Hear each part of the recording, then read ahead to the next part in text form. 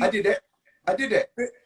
50 responds with the old 1-800 crime. Yeah, what was yeah, going through your yeah. mind? Hey, hold up, Tip. What was going through your mind when you made that commercial? Like, what, I mean, please, Man, let me tell you the story. Let me tell you the story. Hey, listen, so I had my case going through, negotiate back and forth, and I told my attorneys one thing: ain't no cooperation. Cooperation is off the table. Ain't no Rule 35. You know what I mean? Cooperation off the table. But anything else they talking about, I want to hear. You know what I mean? Ain't no cooperation, ain't nothing to tell on, ain't none of that. So they came back and was also like, okay, well, we want to use you. We want to use you to help young kids, you know, keep from making the same mistakes as you did, and so on and so forth. And it just kept saying, and work with law enforcement. I said, I ain't working with no goddamn law enforcement now. You know what I'm saying? Now, I'm willing to goddamn go use my testimony and speak to kids to keep them from going that, but I ain't working with no law enforcement. And my lawyer was like, listen, it's just the language that they putting in there. Don't worry about it, man. And listen, I tell you what, you're going to go speak to the kids. They'll have some officers there. You know, it's security anyway. You don't have to stand with them. You don't have to do that. And then it had something about a commercial in the plea agreement. And I just kept saying, man, nah, I ain't doing no commercial. I ain't doing no goddamn commercial, man. I ain't studying. So I went through the whole process, and mind you, I'm on $3 million bond. You dig what I'm saying? They gave me a downward departure from my sentence, and they excused that with the community service that I was doing. So one of the community service mandates was this commercial they wanted me to do. Now, mind you, what they wanted me to do was, they want me to stand in front of some police shit and goddamn talk I'm like, man, I ain't finna do that. So it got down to the last day before I had to turn in my goddamn, my mother, before I tell Javon to stop calling me. Before I had to turn in all of my community service, my 1,000 hours that I had to do in order to be eligible for the downward departure. And mother said, well, you still got to do this drop. I get it. So now, I did drop. But hey, whoa. I want to say one thing. Tip has never gave any information to any form of law enforcement to get any man any amount of time for any crime, period, ever. Okay, let's go there, Tip. Then let's go there, right? So now, you know, So the room is in the streets. Hold up, Tip. The room is in the streets. Yo, how he get caught with grenade launches and silences and all. I didn't want to go there, but you want to go. You want to talk about it? Now let's talk about it. I'm gonna tell you how it happened. I'm gonna tell you how it happened. You pushing this conversation. I'm not here to disrespect. I don't give a damn, man. Hey, man, I don't feel no way about it because the truth ain't hard to tell. I don't feel no way about it. Let me go. So, I get it. All right, so the whole case started, right? I had a security, right? My security, he was telling me, hey, look, we need to upgrade our equipment at the house because I had 24-hour round the house security. We need to upgrade our equipment because we were having going on in the city where we got there running around with 100-round drones and fully automatics. And, you know, they were running around with handguns. So they kept coming back saying they need to upgrade the equipment. So he'll tell me, man, you need about goddamn 8,000 and we need to have much to upgrade the equipment. I give it to him. So he'll go and he'll bring me back brand new in the box. I put it in my goddamn, my secret closet. And, you know, every time they come on their detail, they grab whatever piece they want to use and then they put it back when they're done. So the kept on just asking me for more to buy equipment. So finally he said, it's one last thing we need to get. It cost $10,000. I said, all right, bet. I gave him $10,000. Never thought about it again. So now this keep calling me. Hey man, I got you. I got something I need to give you. I got something I need to give you. Got something I need to give you. I need to put it in your hand. I said, man, just take it to the house and give it to one of the guys on duty. You know, now I need to put it in your hands. I got to put it in your hands. It's special. I said, man, I'm doing a mother rehearsal for a guy for the BET Award. He said, well, where is that? I said, it's at the Civic Center. He said, good, because I'm right here at the Walgreens. Meet me right here. I said, all right, man. So I pull up. He get in. He's sweating like a mother. And mind you, I told you, I'm used to get in brand new in boxes. This brought me in a mother bag with dust on it. Unzipped and showed me a dusty, rusty ass mother talking about this is fully automatic. Then he went to screwing on the silencer, talking about didn't, and no flash, no bang. It came with it different. I said, I ain't asked for this, bro. I didn't ask for this, bro. I want it brand new in the box like you been getting. I don't want this. What's wrong with you? All right, so right when I said I ain't want it, boom, they bust. I never took possession. He still had possession. He was still in the car. You dig what I'm saying? I had more guns in the car with me, but guess who they was registered to? Him. He bought them up. They were his too. Now what they did was though, they gave them probable cause to come search my house, so they went in the closet and got my guns out the closet and blase woo woo. Okay. So now all the guns in the car I got beat. And my argument was, well, check this out, bro. If the gun in the car, if you never would have charged me with this, you wouldn't have had no probable cause to get to the house, so you got to kick that out too. And my lawyer say, okay, look, we can make that argument, but I had a biometric scan with a fingerprint where every time I go in, I put my fingerprint on there. So it recorded when I opened it with my fingerprint and when other people opened it with the code. So they're like, bro, you can't get away from you had constructive possession of these firearms. You might be able to argue that they didn't have probable cause, but why would you go through that if you got a year and a day plea right here? Why would you go to trial and risk 30 years if you lose? If you lose, it'll be, if they charge you for every gun, it can easily be 30 years if you don't beat the probable cause. So I said, I'll take the year and a day. I'll take a year and a day too. So when mother talk about why in the did I get off with all that, because the case was weak. The case was weak. I still think every day I wake up thinking I still could have beat him. But I'm glad I got that. I did what the do. So ain't no ratting in that at all. And ain't nobody finna sit and watch no mother commercial and say, well, I wasn't gonna snitch, but since I seen this commercial now, I'm gonna go ahead and tell it. Don't tell, commercial or no commercial. And if you're a civilian, because this is what I was speaking to civilians. If you're a civilian and you see a mother breaking in a mother old lady house, the old lady that got and beat up and robbed, or a kid missing or something like that, you ain't finna go out and handle it yourself. You gonna have to goddamn get some authorities involved at some point in time, bro. That's just, man, I don't know what the you're talking about. And everything, I'm a rat, knock my nose up, see. Shoot me in the head if you think I'm a rat. So it's safe to say you're not feeling rats. You don't like rats. You don't like snitching. You don't like. I'll tell you something, bro. I'm raised by a family full of hustlers. My uncle did a 10. My uncle did a 10 because they were looking for my other uncle, and my uncle said, who you got? My uncle did a 10. My dad goddamn ran numbers and made their money in Harlem, up on the hill, selling heroin and doing their thing. I can't go to Thanksgiving dinner being no mother. I go back to. I can't go home. I can't. Are you serious? Yo, all of them fix their mouth to see. You said in my face.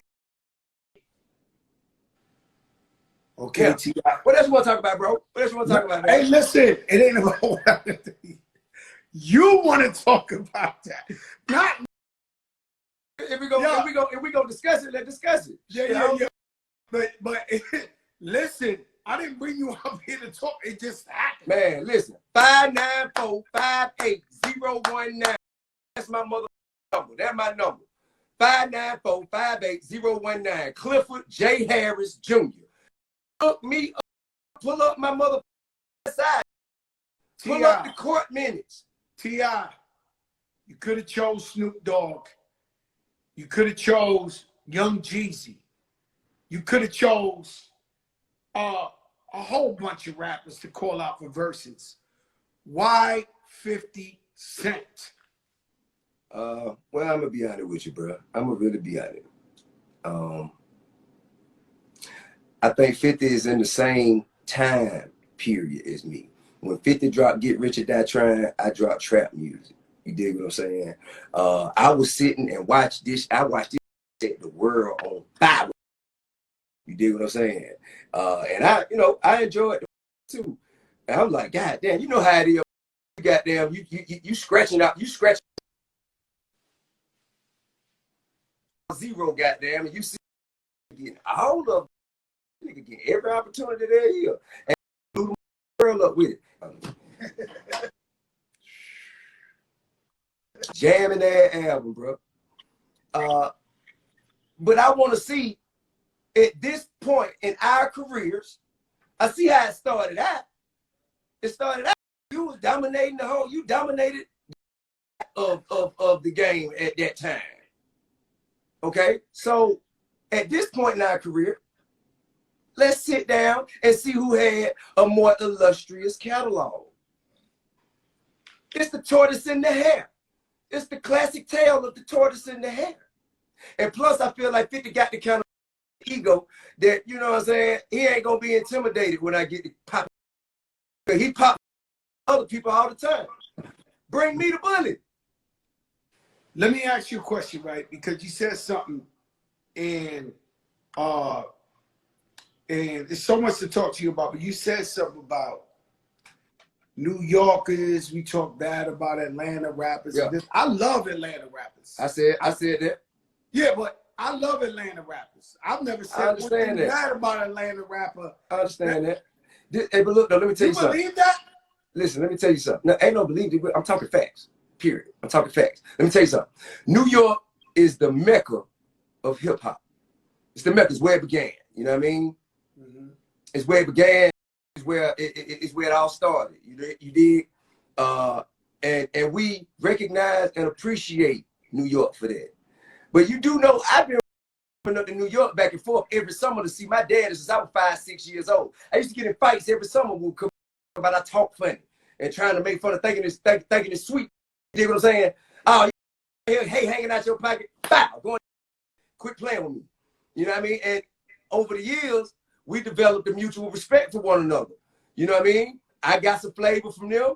They got some flavor from me, but they saw, well, really, they really cut Jet like us for real. He just happened to be from somewhere else. And it began to be like that in hip hop. You know what I'm saying? New York, you get extra credit just for being from New York, to be honest with you, bro. You get extra credit just for being from New York, bro. If 50 Cent were from the Midwest, he'd be Nelly. They got the same amount of records sold.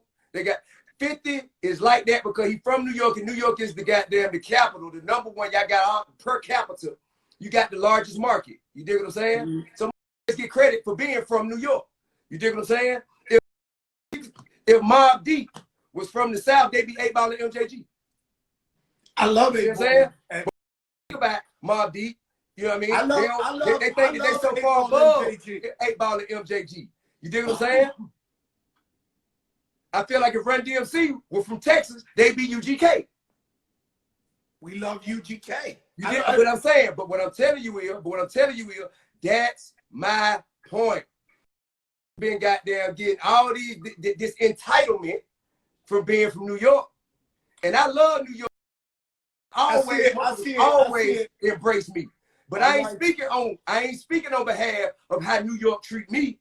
I'm speaking on behalf of how New York treat the people that I represent, being the king of the South. I represent the Southern people. So I'm doing this for every in the South who ever had to hear New York talk slick just because they were from New York. Let me explain something to you. We believe in New York, making music, we feel like the pressure's harder on us because it started in New York. So there's two ways to look at this. I can tell you the other side of it, where we feel we got to be lyrical. You're lyrical, but it's some other dudes that ain't spitting lyrics like you. You understand what I'm saying? Right. So we feel like we got to come from New York. You got to spit all time. Y'all up there that can't rap too? Who in the This Is Why I'm Hot? Who in the This Is Why I'm Hot? What's his name? This Is Why I'm Hot. Don't diss him. Don't diss him. Come on, I ain't dissing him. I'm just saying, bro. I don't diss him. I'm just saying, bro. We talking about lyricism. If that man was from somewhere else, we would never even know. He got there because he was New York. And y'all No, we don't. Per capita, you have the numbers. So they're gonna have a certain amount of support, a certain amount of fan base just by being from New York. Look, there's two ways to look at this. All of the magazines was in New York. All of the record labels was based in New York. All of the radio stations was #1 in New York. Everything y'all had every thing, bro. I was there when Outkast won New York entitlement. That's what I'm saying. I was there when Outkast won that Source Award. Yeah, and he said, and 3,000 told y'all last then the South had something to say, right? Oh no, I was. Well, goddamn it, I'm saying. Well, goddamn it, I'm saying. Next to him. Huh? I was sitting right next to him. Well, I'm just saying. He won the award. Let me tell you something. T.I., it's all right to disagree with each other. You got one perspective, I got a different perspective. Absolutely. I spoke to Jay today. I spoke to Ho earlier today. And Ho was like, yo, kid, well, your man, yo, we love you. New York love you. He's not lying. I'm like, yeah, I love New York. I love New York. I'm like, the truth is the truth. He was like, nah, bro. He said, what you doing here, you taking the opinions of the people that just gonna feel like that anyway. He said that it's not so much New York, it's the backpack rappers. He was like, yo, the backpack rappers, them hated Jay-Z. Them hated, they hated goddamn Biggie. The backpack rappers hated anybody who was from the streets getting money. And he said that was goddamn going at it, saying that the South ain't this and the South ain't that. It wasn't the real street. I was like, well, I kind of have to disagree because I know. Listen, bro, I done been in rooms in studios where when nobody, it was just a bunch of New York. I was the only from the South in the room, and because they me so much and I them so much, they kind of forgot I was in the room. You dig what I'm saying? And I hear how you talking about, man. You know, damn man. You might got them killing about that.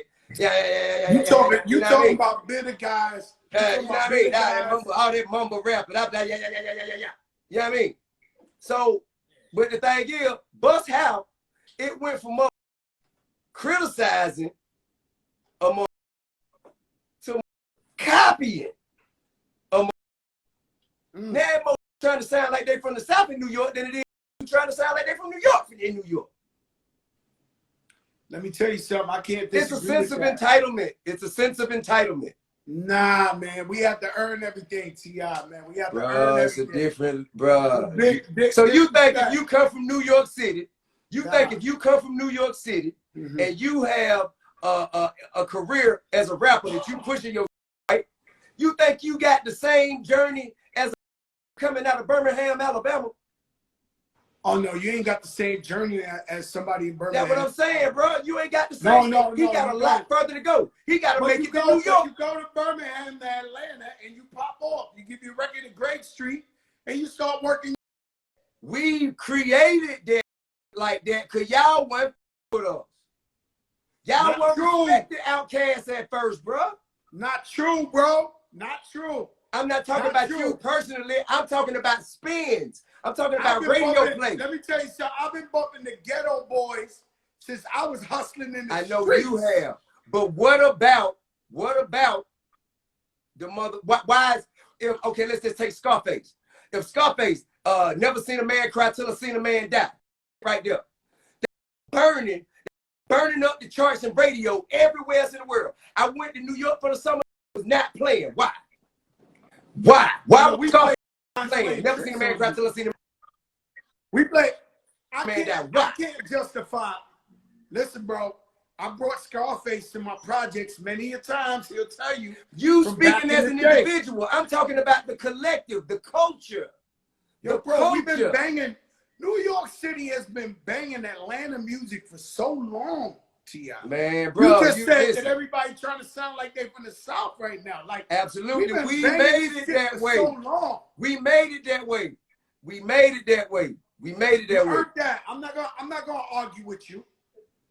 I mean, you Atlanta earned that. They put out great music. Y'all stood together.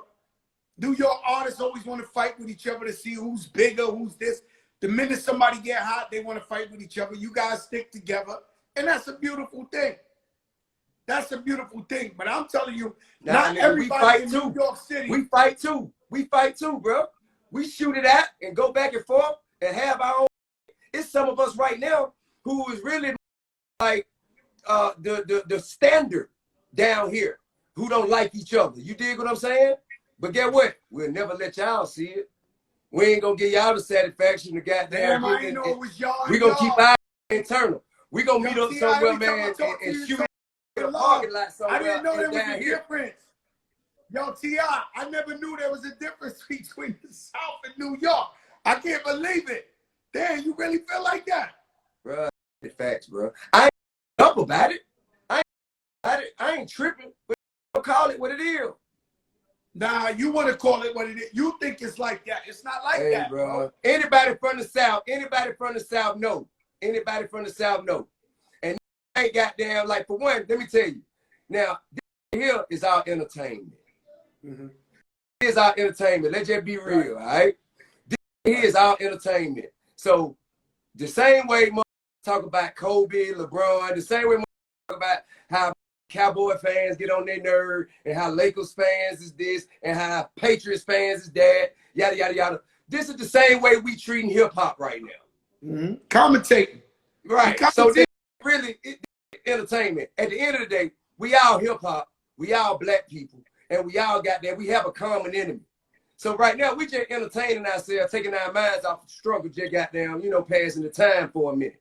So then I'm still the voice of the people. I still speak for the collective. But right now, for entertainment, I'm just letting y'all know, bro. New York, y'all the other work 3 times as hard to get. Well, we invented the we invented. You did. Hip hop culture. We come from the motherland. We come from the Mecca. Right. And like you said, not just with music, New York per se got more money than anywhere because that's where Wall Street is at. That's where downtown is. That's why Bin Laden and them want to blow up New York so bad because all the money's in New York. But it ain't just about music. Yo, Charlemagne, Charlemagne the God has got to stop coming. Every time there's a discussion between the New York and the down south guy, this real, bro. Has the greatest living off of New York City and being up there, and he finds a way to talk representing South Carolina and all that. That's right. Shit. Yo, Charlotte, you gotta stop, man. You gotta stop. Shout out to academics, everybody who's on this one right here. Now check this out. What's up? Check this out. Something very interesting you posted today. And hold on, wait a minute. We're gonna move on. I just want to say that before we dip off. Hey, look, bro. I love New York. Y'all already supported me. I ain't really got no trip. I ain't got no problem with y'all. You know what I mean? I ain't got no reason to really hate on y'all. I ain't got no reason. But y'all ain't gonna stop me from speaking my truth ever. Ain't nobody finna do that. So this is my truth. I'm speaking it. And if you disagree, if it don't apply, then let it fly. You dig what I'm saying? Okay. That's it. Now, we can move on. Peace, love, and unity. And my catalog doper than 50s. All right, we can move on. Okay. I'm Prophet Muscle, the only man in the world who can do handstand push-ups with his fist on concrete.